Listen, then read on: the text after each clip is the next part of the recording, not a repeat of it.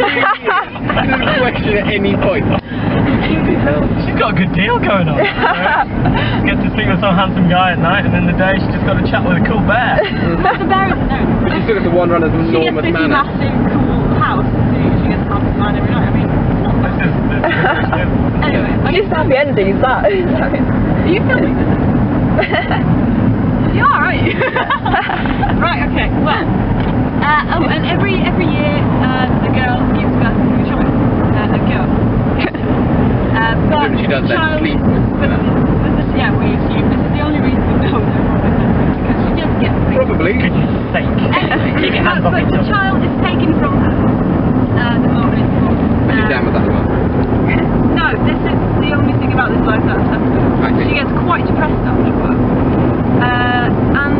Hey Hazel. After You can't see you anywhere to start. after a while, she gets very sad about this, and she misses her family daily. So she asks the man whether or not she might be allowed to go home just for a little while to see them again, and then she'll go back. And the man agrees. And I mean, he cares about the girl, and she cares about him. And she says, "Yeah, I want you to be happy. Of course, you can go home for a fortnight and see the family." And so she goes home for a little bit to meet the family. Probably, sugars up the story a little bit. But she still says that she hasn't never actually seen the face of the man who lives with her. It's one thing, though. And her Clearly mother an in-the-dark thinks kind of this guy. is very strange. Her mother seems to be very liberal person. But she says, that's a shame that you've never seen this person, done you right. father of your children.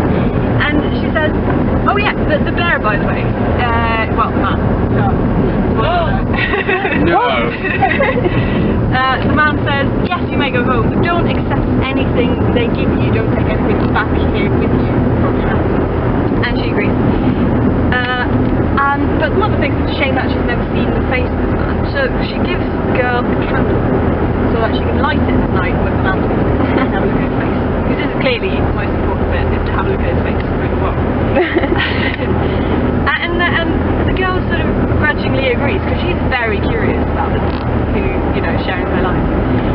And so she goes back and, resumes her normal life. And at night she lights the candle and she has and she looks at him. And he is the most handsome man she has ever seen. Of course. But a small drop of wax from the candle drips onto him as she's standing there looking at him. And he wakes Scars up. of a life. And he wakes up. And he gets furious, so furious. And he explains why things are as they are. And it's because he's been cursed by an evil witch. And if only the girl would have been faithful to him for another month or something like that, then he would have been free of the curse and would have been free to marry her. But now he's not, now he has to go and marry the witch. Silly women. And so he gets furious and he runs off into the forest and he changes back into a bear, because that's part of the curse, he's there in the daytime and Unbearable. he runs off. And the girl is very sad. I mean, yeah. She found the perfect man, and now she's ruined it because she couldn't fall to his charm. And That night, where she couldn't see him. she After you stole her child. Wait, what's happening with the children? Oh, They're shall we good get to boys. that? It's all tying up together in the end. Okay. But there's more to the story. Anyway, she decides to go after him into the forest. This is where the details of the story get a bit fuzzy, but I'll try and just keep it. Right, she goes and she walks for a full day and a full night, and she finds this house in the forest, and in it is a very old woman and a very young girl. And she asks if she might stay with them and have shelter for the night, and they say, yeah, of course you can. While she's there, she's noticing something a bit peculiar, which is that the child, the small girl, is playing with a tablecloth, which seems to, whenever the child opens it up and puts it on the table, food just appears on it. Suddenly there's loads of food everywhere. And the girl asks her about it, and she says, and the child says it's magic tablecloth. It will always give you food wherever you are. I think there's an incantation to go with it. I can't remember. Yeah, something like that. The girl is very impressed, and the child, looks at this starved, unhappy girl, and she this cloth to the girls because I think she can use it more than I can. And the old woman says, yes, you may give this cloth to the girls. And the girl is very happy, and she takes it and she thanks them, very gratefully, and she goes off after her bear into the forest again.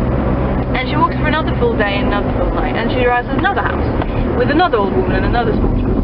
And she gets sheltered for the night, and she stays with them, and they share stories, and she tells them who she is, what she's doing, and what she's looking for. And then she notices that the small child is playing with a cup. No, actually a flagon. A flagon, which seems to, though there's nothing in it, whenever you pour from it, any drink you want will appear out of it if you only ask for it.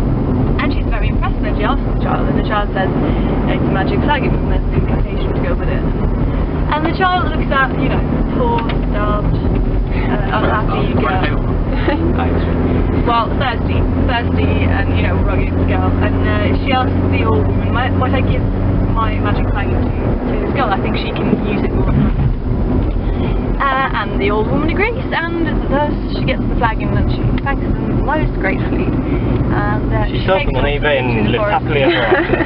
Forest again after her death. And then she walks for another day and another night, and she arrives at a third house. Is there an old woman and a girl in there? There is indeed. Oh, wow! And No. would you know what more? The little girl is playing with a magic thing. But this time... I've heard this story. What's this story? So this time it's a magic pair of scissors, a gilded pair of scissors. Better not be wrong. And when you cut with them in thin air, cloth just appears, and you can make whatever clothes you want, anything made of fabric, you can make with these scissors just by cutting in the air. It's great. And the story happens, and the child decides to give the magic scissors to the girl, and the girl is very happy and she thanks them. And she goes off after her bear. Right. I'm pretty sure she arrives at like a cliff wall at some point. Well, she would do, it's Norway. And she has to get off of it. And I don't remember how she gets up. She ties the magic tablecloth to a magic flag and uses it as a grapple hook. Anyway, she goes She had the magic flag and set water, like loads of it, and it blasted her upwards. She goes up the mountain, and she arrives at the mighty palace at the top. And it's the mighty palace that belongs to the prince, her prince. But the witch has taken over, and she's getting all ready to marry the prince. And there's loads of people everywhere, and they're all doing marriage preparations. They're not very happy because the witch is a horrible woman. She sort of sneaks in with the crowd, and she tries to get a look at what's happening. And she finds out where the prince lives. He's been confined to one room until he can marry the witch. The witch is totally in charge of this. And the witch is, bossing around, making sure everything's happening as quick as possible. Because she's a clever woman, she knows she must, get to her prince to try and save him from this horrible fate of marrying this witch. And so she comes up with a plan. And what she does is she sets herself under the window of the room of the witch. And she spreads out the tablecloth. The wedding is in 3 days, by the way. She spreads out the tablecloth, and food just appears from everywhere. And the witch sees her through the window, and she thinks, wow, that's one cool tablecloth. That would make my marriage preparation so much easier if I had this tablecloth. So she goes out to the girl and says, what's the price of this? Could I buy it? And the girl, the witch has recognised the girl. She's like, well, she's not expecting me now, I got the bear. And she says, Barely under.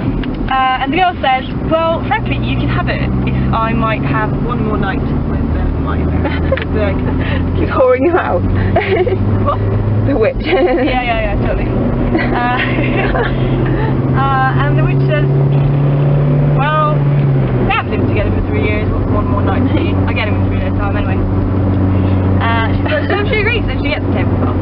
But before she can, before night comes, she sneaks a drink into the Prince Valemon, a sleeping potion which she drinks thinking it's just wine, and he falls asleep. And no matter what the girl does, she can't wake him until morning comes and she's taken away again.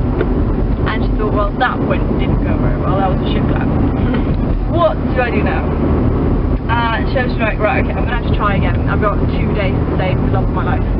Okay, so she sits under the witch's window and she takes out the flagon and she starts pouring out cup after cup after cup of these wonderful liquids and wines and the finest stuff you can ever imagine. And the witch is like, hot damn, that's cool. And so she goes out and they strike the same deal again. You can have a flagon if I get one more night right there.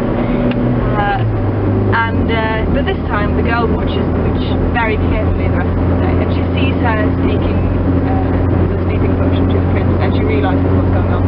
And, you know, sure enough, no matter what the girl does during the night, she can't wake him again. He's out of those lights.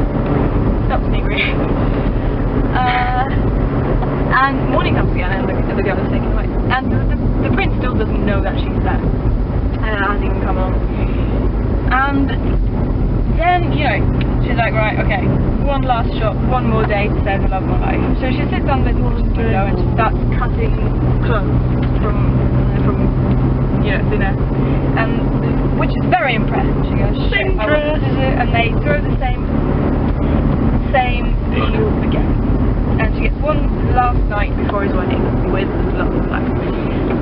But this time, she takes the witch's sleeping potion. She sneaks into the witch's room. And what is going on here? Oh, we're going up here. This is the mountain road we should go. Finish the story. Right, well, she sneaks into the witch's room and she spills the sleeping potion into the fridge. She fills it with just normal wine. All but one drop. She's got one drop which is still in the wine. So that when the witch sneaks the potion to the prince, he still falls asleep. And the girl's like, shit, I fucked up badly. So she doesn't know what to do. She just sits there in despair and she holds the candle her mum gave her, the one that started all these problems. And she just looks at him and, you know, she cries and she's not very happy. But one small drop of wax, again, drips from the candle and drips onto the prince. And he stirs a bit in his sleep, but that's all that happens. And then morning comes and she's taken away again. And then the prince sees the drop of wax on his shoulder from the candle and he realises what's going on. He didn't shower this morning. And I'm not entirely sure what happens afterwards. To be brutally honest. I presume what you meant before was that the bear had only 2 more days and the curse had been broken because she's now slept with him for the last 3 days. It counts as the curse being broken, I guess. No, there's something. The bride, you know, the procession, bridal procession, it rides out from the palace down to the church, and there's something. The girl does something clever, and something happens, and the curse is broken. Bring your mum, it's very sad. What happened to the daughter? The daughter, right. Children. The children turn out to be their children.